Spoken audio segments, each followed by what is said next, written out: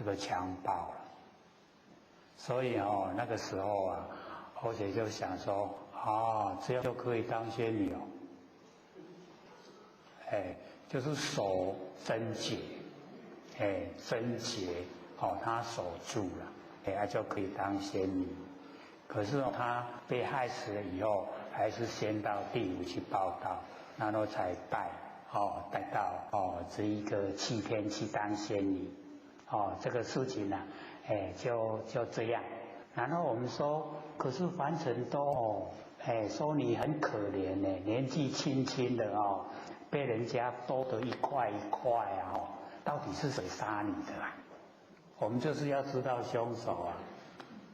然后他讲那个原因然后我们就讲说可不可以出去就讲他的名字啊。他说不行啦，因为那样叫泄露天机啦，不可以。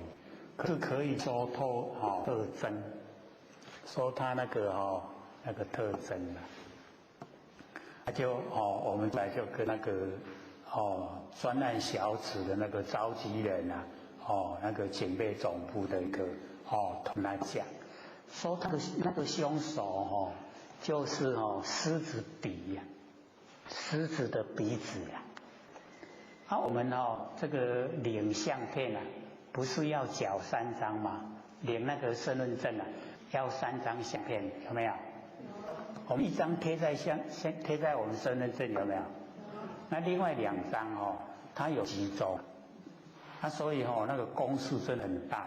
我们一讲那个特征以后他把全省所有人的相片全部拿出来找狮子鼻的，看看有多少人是死于狮子鼻子了。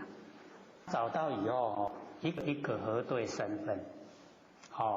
那个时候我们到地府去是3月那个农历3月，然后一直他们找到年尾10月就找到凶手。厉不厉害？很厉害。因为他犯案的时候戴假发，就是那个跟他本来形象不一样戴假发。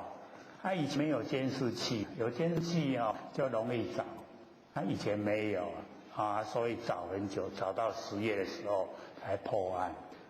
结果我们都会笑话，既然有一个那个样子把它剁成一块一块，就有第2个就是江子翠。那江子翠的是那个姐夫想要小姨子，小姨子长漂亮又有钱他要人也要钱。可是小姨子不愿意他也一样，他把他杀害。他杀害了以后，那个警备总部已经知道我们可以去找到那个死者，问谁害死你的，又找到我们去找了。结果到第5期的时候找不到人，找不到那个死者了。那就去问那个地藏古侯说这个人都已经被害死了，怎么没有到地狱来他说他是不甘愿，他要生擒活捉那个凶手。我说死掉可以不来吗？他说可以。各位姐姐，晚上不要出门。为什么？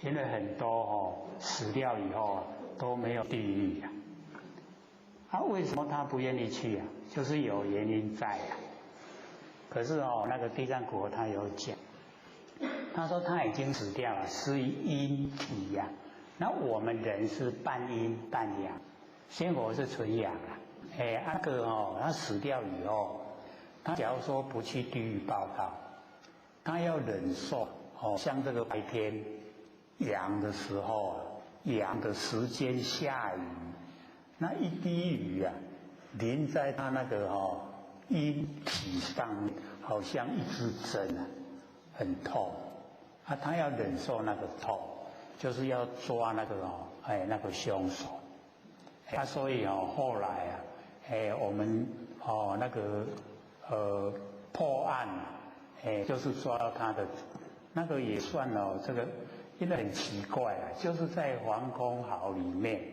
现在都比较少见，以前很多皇宫。那么那个那个死者的旁边啊，就是一瓶米酒，为什么？就一瓶哦，就一瓶米酒，就这样。啊，就我们知道就是被他的小姨子啊生起活捉了，把他抓到那个地狱去了。那我们就是了解到，以往你修得很好啊，你可以腾云驾雾。那腾云驾雾遇到前面有冤屈啊，有人说了很大冤屈，你在天上飞啊，腾云驾雾啊，有冤屈的地方你摔下来，为什么？就是要来解决那一个冤屈啊，因为你能够天上飞，你就是有能力可以解决，所以你一定要来解决，解决了以后啊，你再飞。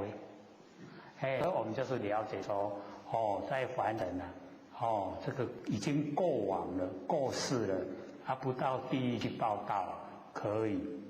所以这个释迦牟尼佛在那个大藏经里面啊，就告诫我们，活在凡尘的人半明半朗，晚上最好不要吃气，才不会被那个撞上了、拉走了。所以这是附带的啦。那现在来回答他的问题。